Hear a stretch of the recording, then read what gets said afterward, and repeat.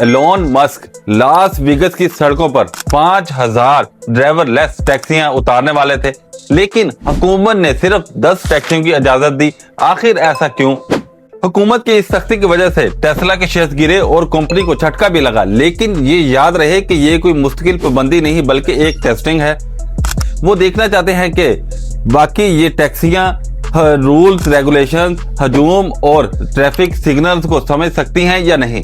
अगर टेस्ला की ये 10 गाड़ियां कामयाब हो जाती हैं तो मस्क के शेयर्स आसमान छूने लगेंगे और इसी कामयाबी के साथ दुनिया का सबसे बड़ा खतरा भी छुपा हुआ है। अगर ये एआई रोबोटिक टैक्सियां आ जाती हैं तो दुनिया भर में करोड़ों टैक्सी, उबर और डिलीवरी ड्राइवर्स की नौकरियां रातों रात खतरे में पड़ सकती हैं। क्या इंसानों की नौकरियां खत्म करके रोबोट को ड्राइविंग सीट पर बैठाना दुरुस्त है? अगर आपके शहर में ऐसी टैक्सी आ जाती है तो क्या आप उसमें बैठना पसंद करेंगे? कमेंट में जरूर बताएं और अगली वीडियो के लिए फॉलो करें कि क्या ये वाकई कामयाब हो सकेंगी कि नहीं।